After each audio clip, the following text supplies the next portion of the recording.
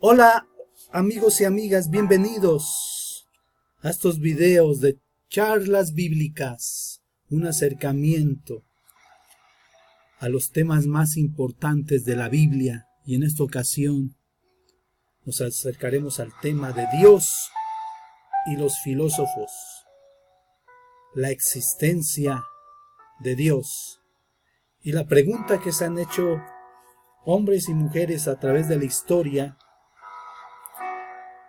es: ¿existe Dios? Hoy nosotros nos acercaremos a este tema.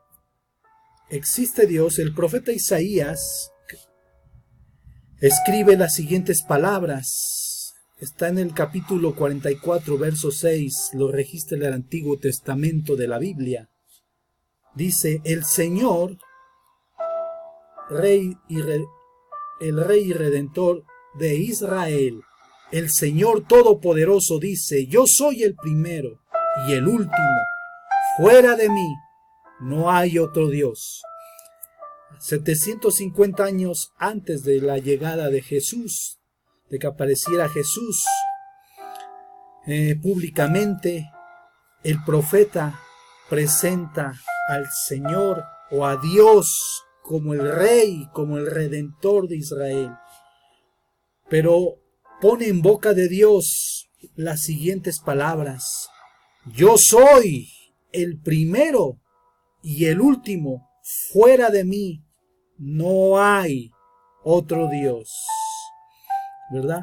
Lo está presentando como el primero y el último, haciendo referencia también al alfa y el omega, el principio y el fin, el primero y el último, ¿verdad? Describiendo con esto la eternidad de Dios. La palabra hebrea para eternidad es la palabra olam, ¿verdad? Que significa eterno. Ese Dios que presenta el profeta es eterno. Eterno. Él no tiene un principio ni tiene fin, y fuera de él no hay otro Dios. Lo presenta como el Dios único, ¿verdad? Que vive allá en las esferas de la eternidad. El libro de Eclesiastés, que significa el predicador, en el Antiguo Testamento, en el capítulo 3 y en su versículo 11, el predicador o el Eclesiastés dice las siguientes palabras: Dios puso además en la mente humana la idea de lo infinito, aun cuando el hombre no alcanza a comprender en toda su amplitud lo que Dios ha hecho y lo que hará, ¿verdad? En el hebreo dice que Dios puso en el corazón humano el olam, y aquí se traduce como la idea de lo infinito. Dios puso el olam, ¿verdad? Y desde que el hombre ha existido, ¿verdad?, ha nacido con esa noción de Dios. Esa noción, el mismo Descartes decía que en todo ser humano está la noción fundamental de Dios, ¿verdad? De un ser soberano, eterno, infinito, inmutable, omnisciente y poderoso, decía Renato Descartes, el filósofo. Y cuando nos preguntamos, ¿existe Dios? ¿En qué pensamos? Pues estamos hablando de cuál es su esencia, su sustancia, es decir, su ser. Y la palabra ser significa existir, estar ahí. Para los hebreos significaba el viviente, ¿verdad? El que está presente eternamente. Pero, ¿qué decían los primeros filósofos que empezaron a preguntarse sobre la creación a través de la observación, a través de los fenómenos de la naturaleza y a través de la misma naturaleza, de la misma creación? En la antigua Grecia, en la época de los filósofos llamados cosmogónicos, ¿verdad? Que se dedicaron a buscar el arché, el principio de todas las cosas, ¿verdad? El origen, ¿verdad? Aristóteles en su momento le llamó la metafísica, ¿verdad? El estudio del más allá de lo físico. Entonces, el conocimiento del origen de todas las cosas. La metafísica y la ontología son los dos pilares de la filosofía. Y empezamos con un filósofo llamado Hesiodo, que decía que antes de que todas las cosas existieran fue un caos, y que el eros, que es la energía de la creación, es la fuerza, el movimiento de la creación, fue el que participó de este principio. Después vinieron tales de Mileto, Anaximandro, Anaxímenes, los cuales se preguntaron ¿cuál es el principio de todas las cosas? Por ejemplo, tales de Mileto respondió lo siguiente: la tierra flota sobre las aguas, por lo que el agua es el origen de todas las cosas, y todas las cosas están llenas de dioses, desde la perspectiva de tales de Mileto.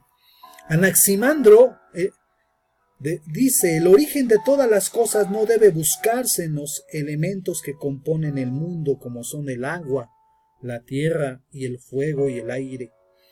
El verdadero origen hay que encontrarlo en el apeirón, palabra griega que significa lo indefinido, lo informe, en lo que no podemos definir y no tiene forma, según Anaximandro.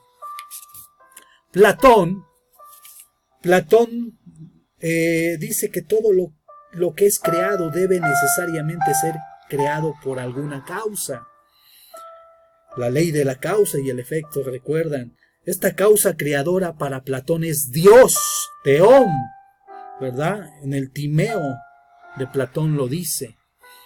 En el Timeo, en los diálogos de Platón, lo dice Platón. Entonces, ¿cuáles son las pruebas de la existencia de Dios para Platón? Pues el orden del universo. El orden del universo, la Tierra, el Sol, las estrellas, el universo tienen un orden, una armonía, ¿verdad? Esa es la primera prueba que argumenta Platón de la existencia de Dios. La segunda es que según él, existe una suerte de acuerdo universal, según en el cual todos los hombres han creído en la existencia de algo, ¿verdad? Ese algo pueden ser los dioses, ¿verdad? Lo vimos en Eclesiastés, ¿verdad? Que Dios puso en todos los seres humanos esa noción de lo infinito, la noción de Dios, la noción de lo eterno, el Olam dentro del ser humano.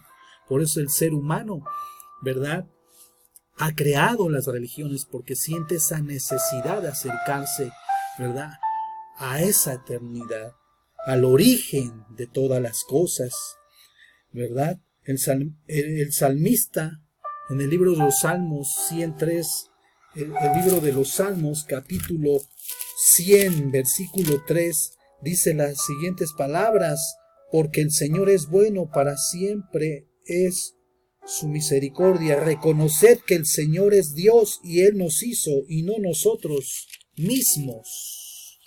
Él nos hizo y no nosotros mismos. Él nos hizo y no nosotros mismos. Conclusión: ¿existe Dios? Cuando hablamos, si Dios existe, queremos decir que el principio y el fundamento de todas las cosas es Dios. Es Dios. El mismo Salmo 19:1 dice: los cielos cuentan la gloria de Dios y el firmamento anuncia la obra de sus manos. Los cielos, la creación cuenta la gloria de Dios. Esas estrellas, ¿verdad? Esa armonía de las estrellas, la luna, el sol, etcétera, anuncian la obra de las manos de Dios, ¿verdad? La obra de sus manos. Heráclito dice que todo lo que existe está en continuo cambio y movimiento, ¿verdad? Todo fluye, nada permanece. Heráclito de Éfeso, la realidad fluye, las cosas pasan y no vuelven jamás. Era el pensar de este Heráclito, quien llamaba al origen de todas las cosas, lo llamaban el ser. Lo llamaban el ser en el griego, y decía que ese ser cambia de ser a no ser.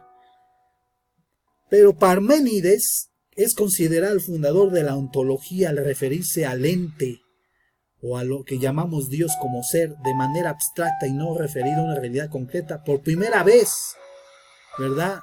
Por primera vez un presocrático alude al ente como el elemento generador o principio de la naturaleza y por lo tanto del universo, diferenciándolo de los elementos tradicionales como son el agua, la tierra, el fuego y el aire, ¿verdad? Entonces, ¿qué decía Heráclito? ¿Qué decía Parménides? Parménides dice que todo lo que es, o sea, él decía, el ser no cambia, ¿verdad? De ser a no ser. El ser es, el no ser no es, decía Parménides. Entonces él afirmaba que el ser es uno. En caso de que algo no lo sea, no lo será nunca, dice.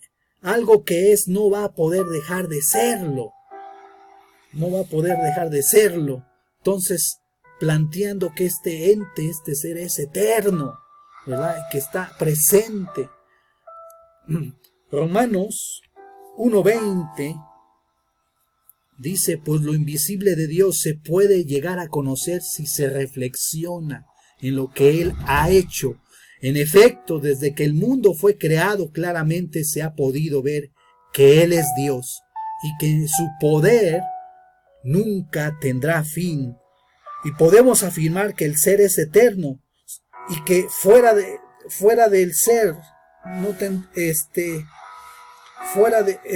el ser es eterno. Si no lo fuera, tendríamos que decir que tiene un principio y un fin. El ser no tiene principio ni tiene fin por la misma razón, ¿verdad? Entonces, Aristóteles ya decía que ese ser, ¿verdad?, no puede cambiar, es inmutable, que el ser es ilimitado e infinito y que ese ser es el principio de todas las cosas y que toda esa creación coexiste en él, ¿verdad?, en el ser, ¿verdad? La misma Biblia dice que Dios es el mismo ayer, hoy y por los siglos, ¿verdad?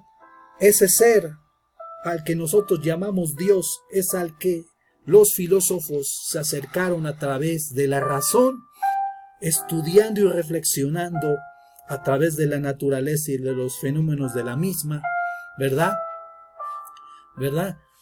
Revelándose en ellos la existencia de ese ser, ¿verdad? A través de la razón llegaron a la conclusión de que ese ser, ¿verdad?, es el origen y la fuente de todas las cosas. Saludos amigos y amigas, nos vemos en el próximo video de charlas bíblicas, un acercamiento a los temas importantes de la Biblia. Saludos, suscríbete al canal para que puedan escuchar los demás videos. Saludos.